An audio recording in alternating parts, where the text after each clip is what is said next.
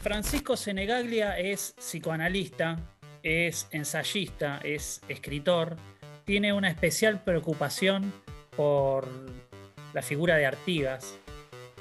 Posiblemente por eso y por su origen se encuentre en Concordia, pero también por este nuevo escenario está instalado en ese lugar y no ha podido regresar. Con Francisco Senegaglia vamos a hablar un poco de qué cosas vino a interrumpir o no esto que llamamos pandemia. Francisco, estás en Concordia, que de todos modos es tu pequeña patria. ¿Cuál es tu relación de formación y humana con Concordia y con La Plata? Bueno, buenas tardes, Gustavo.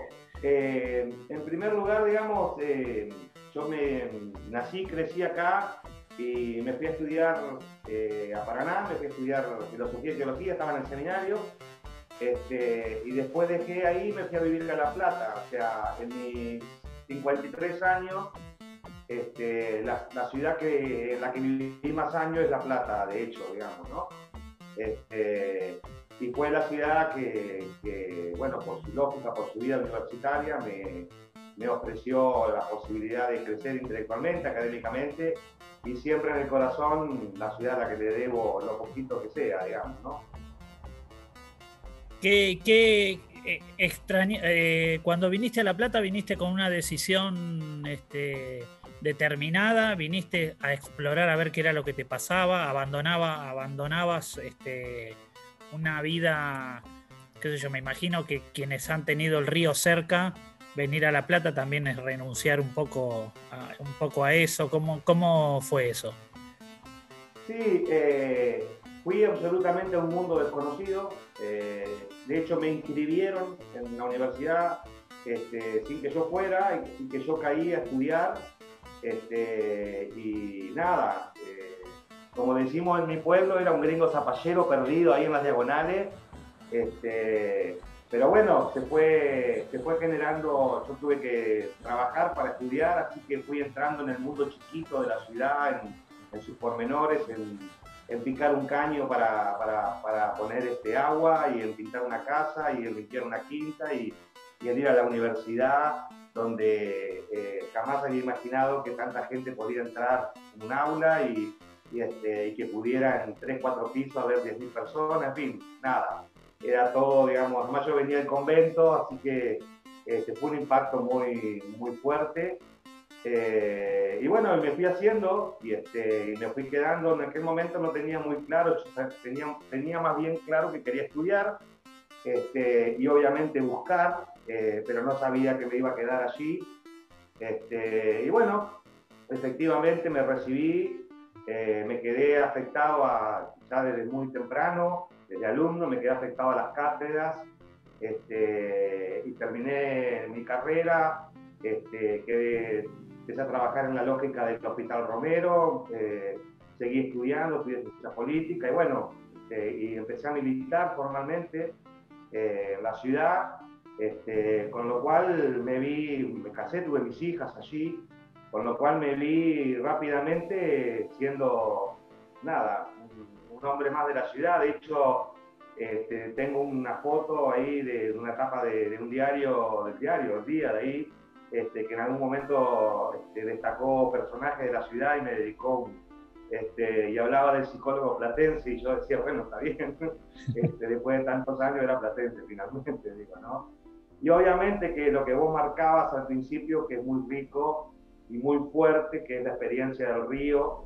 Yo he escrito muchísimo, he dedicado muchísimo, debo tener más de, no sé, 300 poemas y textitos incidentales de 2, 3 carillas, relatando la experiencia del encuentro con el río Uruguay, que para el que no tiene la experiencia de ese río, no es el Paraná, es un río chiquito, más encajonado, se ve muy bien la costa del otro lado, las flores corren por el río, los biguá, que son unos pájaros negros muy grandes, pescan allí entre las piedras, y es un paisaje muy conmovedor. Amén de esta otra cuestión que vos marcabas también de Artigas. Artigas escribió las intrusiones, las constituciones para mí más importantes de la historia de América Latina, cada 15 cuadras de mi casa. Y eso es una experiencia muy fuerte, digamos. Yo suelo ir a ese lugar, estoy ahí, de hecho a veces vienen de otras provincias y los acompaño y les explico cómo funcionaba esa cosa maravillosa que fue la Liga de los Pueblos Libres. Así que bueno, una mezcla obviamente de sentimientos. Cuando yo me estaba viniendo de La Plata para acá, publiqué mi novela Tres Lauras, que es una novela estricta y profundamente platense, que habla de estas cuestiones que yo viví también como gente, como persona del interior en relación a esos platenses, ¿no? El platense abierto, el platense más paladar negro, el platense. Así que bueno, recorro un poco en esa novela también esa experiencia tan rica y tan jugosa. Y bueno, siempre está ahí, digamos, en mi añoranza y siempre estoy volviendo, digamos, ¿no? También a La Plata. Y de hecho la pandemia interrumpió un retorno más formal, más efectivo, que yo tenía pensado en enero, que estaba buscando de hecho departamento para estar un poco allá y un poco acá, que era una suerte de solución salomónica, digamos, ¿no? Estar en esa ciudad con tanta impronta en mi vida y con tantos amigos y con tanta construcción, y por otro lado mis aspectos más uterinos que están por este lado, ¿no? Eh, ¿qué, qué, qué importancia le encontrás vos desde el punto de vista tanto de tu formación religiosa como de tu formación psicoanalítica? ¿Qué importancia tiene ser de un lugar? Bueno, es una pregunta compleja sencillamente porque para mí entender el que vive por ahí en el conurbano, tal vez incluso en La Plata, no sé si en toda la provincia de Buenos Aires, la construcción del homus urbanus rompe con muchas cuestiones, ¿no? No nos olvidemos que la provincia de Buenos Aires tiene bandera hace 20, 30 años, digamos, 20 años y pico, ¿no? Entonces, difícilmente vos escuches a alguien decir soy bonaerense. En todo caso te dirá soy de Avellaneda, o soy platense, o soy quilmeño, o soy porteño, digo, ¿no? Esa idea de unicidad que tiene pertenecer a la provincia de Buenos Aires, en donde provincia, capital, sus casi 20 millones y pico de habitantes, debe haberlo. La mitad son del interior, o sea, hay 1 millón de santiagueños, medio millón de entrerrianos, un poco, casi 1 millón de uruguayos, en fin. Entonces, esa cosa más cosmopolita y más desgajada de la cuestión del terruño tiene sus bemoles. Y sin duda pertenecer a un lugar en donde se discuten las cuestiones ideológicas sobre los escenarios geográficos. Por ejemplo, en mi provincia es muy fuerte la discusión Urquiza, Ramírez, Artigas, López Jordán, por ejemplo, ¿no? Y se arman unos lindos quilombos, digamos, saludables para mi gusto, porque tienen que ver con esos proyectos y en determinados lugares uno es más héroe que el otro y lo que puede, ¿no? Y esas disputas desde que yo era chico estaban en la escuela, estaban entre los profesores, estaban en esto que te decía hoy de los lugares.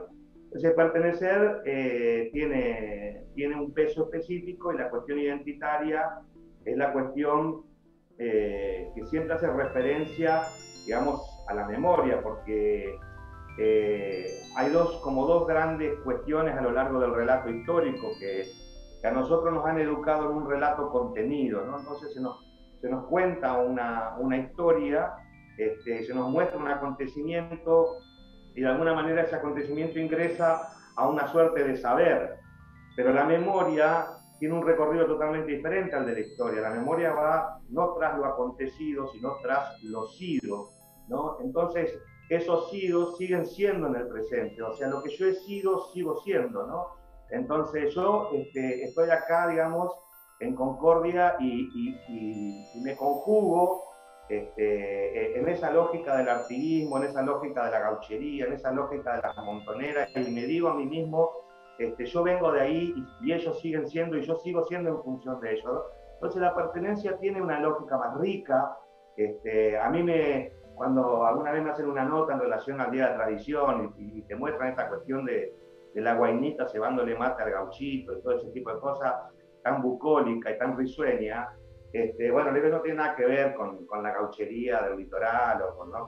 con los hombres y mujeres, con las lanceras y lanceros de las montoneras que se enchían de valor y para defender el terruño y vos caminás y das un poco de vuelta unos metros y acá hubo una batalla y aquí hubo otra y esta batalla por aquello.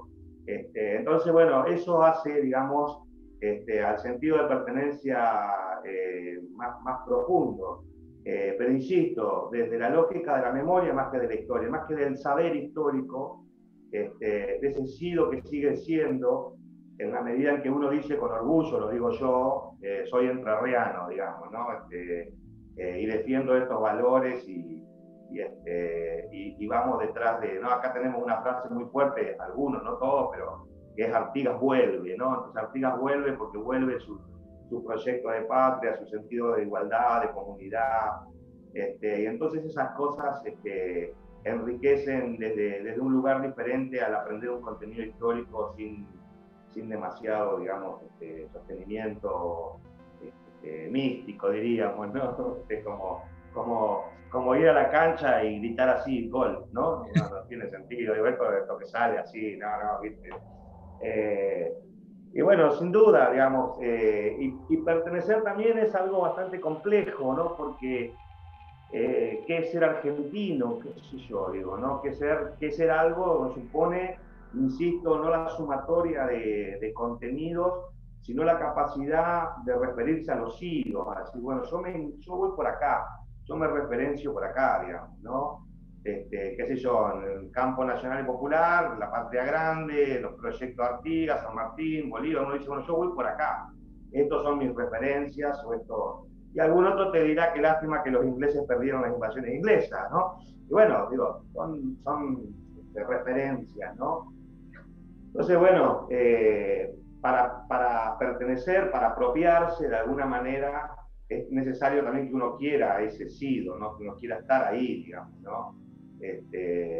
Después, bueno, la cuestión de la trascendencia es otra cuestión que tiene que ver, digamos, también con cómo se construyen los valores. Pero me parece que de lo que se trata siempre es que para pertenecer uno tiene que querer pertenecer, sobre todo en nuestra América sincrética, ¿no?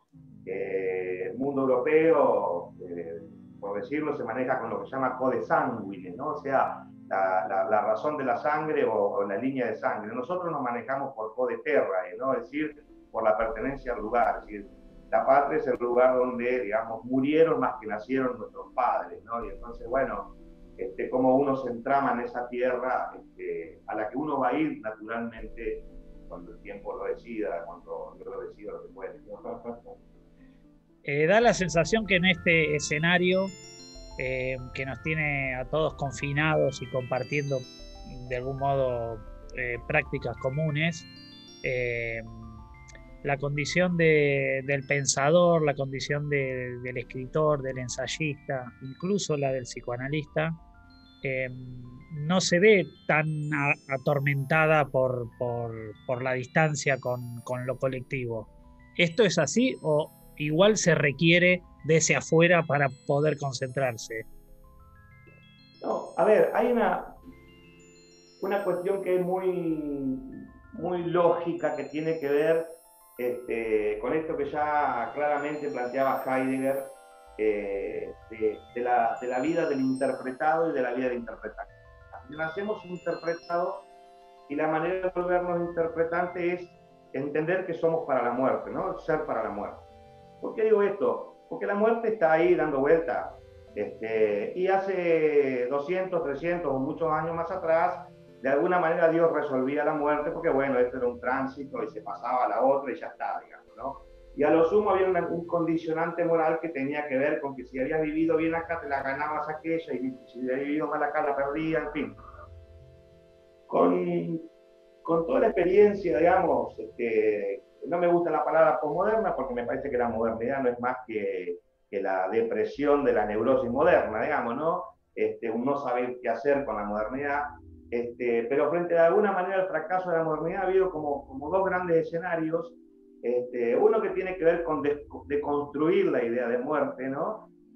Que es trivializarla en función de la vida. Por ejemplo, para que se entienda, digo, nosotros no tomamos más leche, tomamos lactobacillus, ¿no? O sea, uno compra un yogur y compra calcio, todo está encubierta la muerte diciendo esto es para vivir más, ¿no? Es decir, todo lo que, las dietas, toda la comida, todo, hasta la yerba ahora es buena para el corazón, digamos, nosotros cuando éramos chicos tomábamos mate y tomábamos leche, no. Entonces, detrás de eso hay como un saber garantizando la vida en función, digamos, de correr la idea de la muerte. Y esa idea de la muerte no deja de ser una idea de la muerte como un accidente y no la muerte como algo absolutamente mortal. Es decir, de que, digamos, la muerte es necesaria, la muerte forma parte de la lógica de la vida y nadie se quiere hacer cargo de eso, ¿no? Entonces vivimos entretenidos detrás de esa lógica, digamos, ¿no? Porque la muerte es algo que está muy lejos y que podría una enfermedad, digamos, ingresar y por lo tanto la muerte ser una causa, no algo necesario, sería causado de afuera. Y existe la ciencia biológica casi omnímoda y todopoderosa que va resolviendo los problemas, digamos, de una u otra forma que hacen, digamos, a la causalidad de la muerte. Pero en realidad, cuando te ingresa una locura como la pandemia, digamos, que ingresa de una manera invisible, que no sabemos dónde está, y que ese Dios moderno, que es la ciencia, dice, no sé qué mierda hacer, porque no sé cómo se cura esto, entonces eso genera, digamos, en las representaciones que ordenan a un sujeto, digamos, un estado de inseguridad muy, muy profundo, digamos, ¿no? En realidad ese estado de inseguridad es natural, porque todos vamos a morir y no sabemos cuándo, digamos, la muerte, digamos, es una fecha de vencimiento garantida. Lo que no sabemos es cuál es la fecha, pero está. Sin embargo, digamos, el ingreso de experiencias como esta rompen con la primera gran cuestión que tiene que ver con que la muerte está dando vuelta entre nosotros y no sabemos, digamos, cómo entra y cómo ingresa. Y por otro lado, eso perturba la vida rutinaria, digamos, ¿no? La vida casi te diría consumista de nuestra sociedad, que va, digamos, buscando objetos para resolverse y para pensarse. Y que estás, digamos, como diría Heidegger, interpretada, es decir, que hay como un saber de que para dónde vamos. Bueno, no, qué sé yo, hay que estudiar, hay que trabajar, hay que educar a los grises, a los chicos, qué sé yo. Después en algún momento nos jubilaremos, compraremos el perro y haremos un par de vacaciones, si el ANSES lo permite. Pero esa cuestión, digamos, ¿no? de como que hubiese un ciclo, que es un ciclo mentiroso, ¿no? Porque no deja de ser un ciclo que alguien propone. Pero bueno, en general, la mayoría de la comunidad va detrás de esas opciones que están ya como ofrecidas, como cargadas de un sentido, que en realidad no lo tiene, digamos, ¿no? Si cuando uno lo piensa, vos hacías referencia a los psicoanalíticos, cuando uno lo piensa psicoanalíticamente, uno cuando viene un sujeto en esa lógica, uno intenta romperle el interpretado, decirle, bueno, a ver, vos que querés, capaz que vos no querés hacer todo eso que se te propone y seguir, digamos, en manada, digamos, un poco toda digamos, la oferta mercantil, digamos, ¿no? El merchandise de una vida con sentido, entre comillas, ¿no? Entonces, la primera cuestión de la pandemia es esa, que rompe, digamos, con la rutinización y para mí es absolutamente rico eso. Más allá de que nos ha desquiciado a todos, es muy rico lo que nos está pasando desde el punto de vista de que se rompan los parámetros de rutinización y que tal vez nos permita que ingrese alguna pregunta por el sentido de la vida frente al sentido de la muerte. Es decir, la muerte no tiene sentido, pero está allí. Y entonces es como cuando uno le dice a un paciente o cuando uno le dice a alguien, mira, te vas a morir, no sé, mañana o pasado, ¿qué querés hacer? Entonces, ese deseo adquiere un estatuto frente que el deseo tiene un final, una finitud. Entonces adquiere un valor, lo que vos querés, no lo que los otros quieren, lo que vos querés. Me parece que ha ingresado ahí como una gran expansión, como una gran pregunta a la sociedad, de que todo eso que tenía, ¿no? Levantaba, iba a los chicos de escuela, iba al trabajo, cobraba, venía a pasar, venía la chica que cuidaba las brisas, los bosques, a trabajar a la noche, otro día, el sábado, salía, bueno, toda esa rutinización de alguna manera colapsó, digamos, porque hay algo invisible, que fue siempre invisible y que siempre estuvo, que se llama muerte, que bueno, que anda rondando, ¿no? En todos sus efectos de temeridad, como caída de la seguridad social, como enfermedad, como pérdida de la posibilidad de sostener el trabajo, la dignidad del lugar donde uno, todo se ha trastocado, ¿no? Entonces, uno puede, digamos, hacer que esa queja, digamos, se vuelva rica si nos permite preguntarnos, ¿no? Como comunidad chiquita, como comunidad más grande, como patria, bueno, qué cosas estamos discutiendo, cuáles son los sentidos que nos sostienen, a dónde queremos ir, es decir, dar vuelta al malestar, no para volverlo bienestar, pero sí para volverlo, digamos, interpretante en el sentido de decir, bueno, habrá otras cosas. Ha habido una gran cantidad de personas que se han separado, por ejemplo, a partir de la pandemia, porque claro, no es lo mismo convivir 2 horas a la noche que convivir 24 por 24. ¿Por qué? Porque me parece que ahí lo que se muestra es lo que realmente era ese vínculo, por ejemplo, ¿no? Entonces, aunque suene muy cruel, digamos, la pandemia ha sincerado un montón de vínculos, ¿no? Ha mostrado lo que esa vivencia corrida, en la que nunca paramos para preguntarnos por las cosas triviales, tal vez las más importantes, como que entró un cachetazo, ¿no? Nos tiró al piso y nos ha permitido revolucionar por lo menos esos lugares comunes, esos lugares que estaban ya acomodados. Entonces me parece que independientemente de la mirada que por ahí uno puede tener como psicoanalista o no, digo que me parece que la crueldad del ingreso de esta experiencia ha sido, digamos, o podría ser, si quisiéramos, hacer de esto la posibilidad de repensar algunas cosas. No sé si para saber qué es lo importante, porque creo que nadie lo sabe, pero sí para que cada uno construya qué es lo importante. Y una cosa más que agrego a eso que me parece también muy fuerte, que es el descubrimiento en manada, porque creo que el que lo ha pasado lo sabe, pero el descubrimiento en manada de que se muere solo, ¿no? Si el tipo con su familia o la tipa, ¿no? Encerrado en una bolsa plástica con el respirador, sin sus afectos, sin sus contactos, ¿no? Esta idea de la muerte como exclusión, ¿no? Digamos, queda el mundo de lo vivo y alguien va siendo excluido, separado de una manera de la cotidianidad y se muere solo, digamos, ¿no? Y ese también es un pánico que ha ingresado, digamos, a la reflexión por la televisión, por un montón de cuestiones como son los medios, ¿no? Entonces me parece esto la banalización de la muerte en la que vivimos como sociedad de consumo, y la pandemia han generado ahí un par de preguntas que no vamos a responder en 10 minutos, que tal vez nos tomen unos años reflexionar, pero que nos permitan tal vez construir significados alternativos a esta rutinización en la que estábamos. Me parece que eso es la pandemia, más allá de la muerte en sí misma, ¿no?